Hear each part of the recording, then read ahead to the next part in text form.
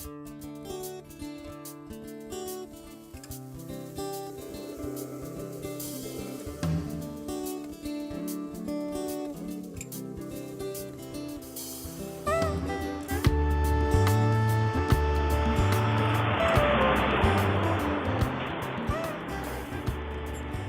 was 1967, I remember. I was in Standard 2 then. From our classroom we heard sounds.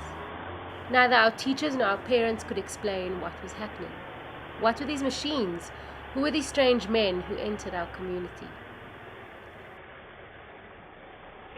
30 years later, we learned that our land was rich with platinum and other metals, and that mining rights were given to the big white mining companies. All this happened in the apartheid days. We hoped that in our new democracy we would take control over the mines and give people their rights, but this was not to happen.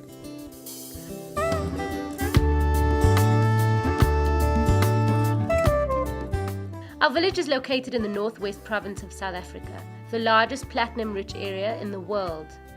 Our ancestral lands were taken away by the white settlers. Our great-grandparents were forced to buy back small sections of this land so that we could live independently.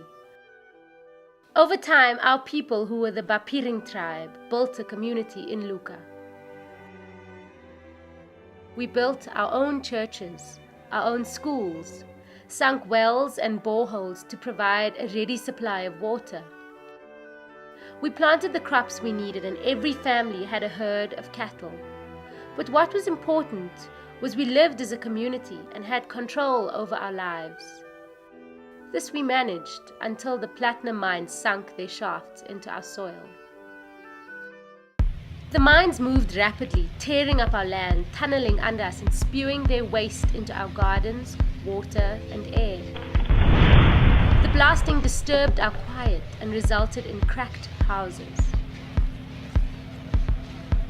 Our health began to suffer. Children and the old began to develop chest infections, and when the winds blew, our eyes would itch from the fine dust from the mine dumps. The unused mine sites around us created danger for our children. The trains brought noise, and the unguarded level crossings led to several deaths. Above all, we lost access to our own land. The fields where we planted were cut off by the roads, railways, pipelines, and power lines. We lost our grazing land. We lost access to our rivers, and our boreholes dried up. Our quiet village became overcrowded as the mines brought migrant workers from places as far off as Malawi and Mozambique, and these men had problems of their own.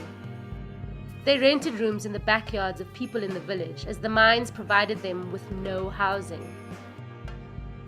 Shebeens providing entertainment for these lonely men sprung up all over our village, and insecurity and distrust of strangers increased. Our clinics were too small to provide for all the people who now came for assistance, and the combi taxis were always full. We took action to stop the mines from destroying our lives, but the mining company refused to take our demands seriously. We have learned that our future is in our own hands and should not be left in the hands of the authorities. We have learned that the destruction caused by the mines can only be stopped with powerful action.